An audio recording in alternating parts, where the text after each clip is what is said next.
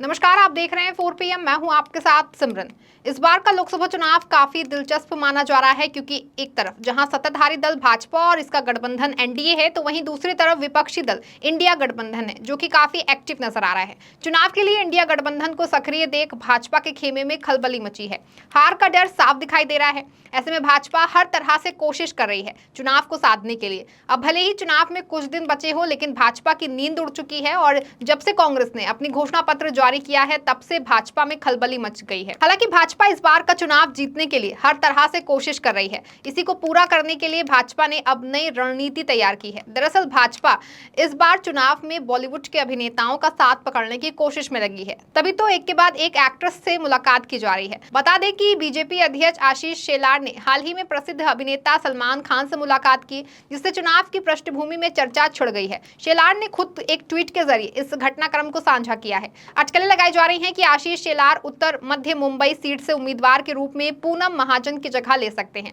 गौर करने वाली बात यह है कि बॉलीवुड स्टार सलमान खान भी उत्तर मध्य मुंबई लोकसभा क्षेत्र से ही रहते हैं। इस मुलाकात से आशीष और सलमान खान के साथ साथ उनके पिता सलीम खान भी शामिल हुए। सलमान खान और आशीष शेलार के बीच मुलाकात को महत्वपूर्ण माना जा रहा है। खासकर बातचीत के दौरान सलमान खान, उनके पिता सलीम खान और मां हेलन की मौजूदगी को देखते हुए आशीष शेलार ने बैठक की जानकारी एक्स पर दी है, जिनमें उन्होंने सलमान खान और सलीम खान की तस्वीर पोस्ट की। इस पोस्ट पर पिछले कुछ दिनों से आशीष शेलार को चुनाव प्रचार करते हुए भी देखा गया है। उनकी हालिया गतिविधियों को देखते हुए ये कयास लगाए जा रहे हैं कि उन्हें चुनाव मैदान में उतारा जा सकता है। पिछले कुछ दिनों से आशीष शेलार क्षेत्र में सक्रिय रूप से मतदाताओं से जुड़े हुए हैं। ये देखने वाली बात होगी कि क्या वो वाकई उम्मीदवार के रूप में पूनम महाजन की जगह लेंगे। 2014 की मोदी सरकार लहर के बाद से बीजेपी ने इस सीट पर लगातार जीत हासिल की है, जो पहले कांग्रेस के पास थी। वर्तमान में बीजेपी नेता पूनम महाजन इस निर्वाचन क्षेत्र से सांसद हैं। इस ट्वीट के माध्यम से ही अटकलों का बाजार गर्म है। ऐसा माना जा रहा है कि कहीं न कहीं भाजपा बड़ा दांव चल सकती है।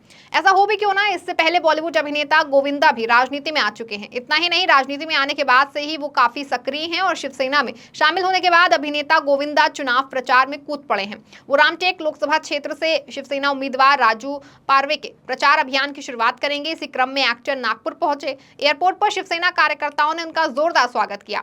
इस मौके पर उन्होंने चुनाव लड़ते समेत अपने राजनीतिक करियर पर चर्चा की। गोविंदा ने कहा कि हम आज से चुनाव अभियान शुरू कर रहे हैं। हम आज रामटेक की बैठक में विस्तार से बात करेंगे। ये तो सिर्फ शुरुआत है।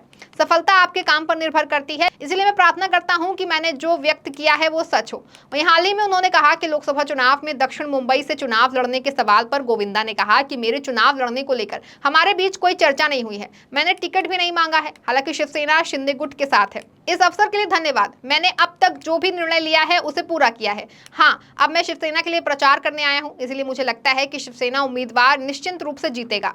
दरअसल आपको बता दें कि गोविंदा शिंदे सेना में शामिल हुए हैं। बताया जा रहा है कि चुनाव लड़ने के लिए मुख्यमंत्री शिंदे खुद गोविंदा से बात कर रहे हैं। दूसरी ओर कांग्रेस के संजय निरुपम के भी शिंदे सेना में शामिल होने की बात सामने आई है, क्योंकि उद्धव सेना को ये सीट मिलने से वो अपनी पार्टी कांग्रेस से बेहद खफा थे। इसके कारण उन्होंने पार्टी से इस्तीफा दे दिया। उधर निरुपम के कांग्रेस से जाने पर पार्टी को कोई नुकसान नहीं हो, इसे लेकर जिले के पदाधिकारियों और उस क्षेत्र से कांग्रेस के वरिष्ठ नेता लगातार बैठक कर रहे हैं। शिंदे सेना बीजेपी को ये दिखाने की कोशिश कर रहे हैं कि उनकी पार्टी के पास मजबूत उम्मीदवार हैं।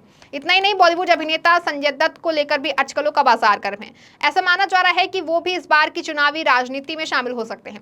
कई मीडिया रिपोर्ट्स में दावा किया गया था कि वो लोकसभा चुनाव लड़ सकते हैं। अभिनेता ने कहा कि ये सच नहीं है और उन्होंने अपने प्रशंसकों और फॉलोअर्स से सोशल मीडिया पर चल रही अफवाहों पर विश्वास न करने की अपील की। अपने आधिकारिक एक्स अकाउंट पर अभिनेता ने इस बात की जानकारी दी। बता दें कि संजय दत्त ने पोस्ट करते हुए लिखा कि मैंने अपने राजनीति में शामिल होने की सभी अफवाहों पर विराम लगाना चाहता हूं। मैं किसी पार्टी में शामिल नहीं हो रहा हूं या चुनाव नहीं लड़ रहा हूं।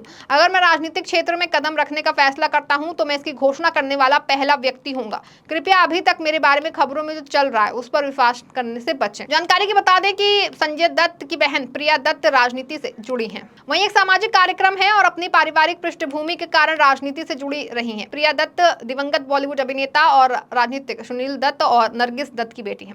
हालांकि भले ही भाजपा ऐसे दाव चल रही हो, लेकिन इस बार के चुनाव में विपक्षी दल भी भाजपा को लगातार घेरता नजर आ रहा है। ऐसा हो भी क्यों ना, भाजपा लगातार विपक्षी नेताओं पर शिकंजा कस रही है और जांच एजेंसियों का गलत उपयोग करके विपक्ष के नेताओं को जेल में भेज रही है। ऐसे में एक बार फिर शरद पवार ने भाजपा पर हमला बोला है। शरद पवार ने बारामती में सार्वजनिक रैली को संबोधित किया। इस दौरान उन्होंने पीएम मोदी और बीजेपी पर जमकर निशाना साधा। शरद पवार ने कहा, जब मैं केंद्रीय जब कृषि मंत्री था तो मैंने बिना किसी पक्षपात के तत्कालीन गुजरात के मुख्यमंत्री नरेंद्र मोदी की मदद की थी, लेकिन आज वही व्यक्ति मेरे खिलाफ व्यक्तिगत टिप्पणियां कर रहा है। आज अगर कोई पीएम के खिलाफ टिप्पणी करता है तो उसके खिलाफ कार्रवाई की जाती है। झारखंड के सीएम हेमंत सोरेन ने पीएम के खिलाफ बोला तो उन्हें जेल भेज दिया गया। वहीं शरद पवार ने आगे कहा कि पीएम के खिलाफ बयान देने वाले अरविंद केजरीवाल को भी जेल भेज दिया गया है।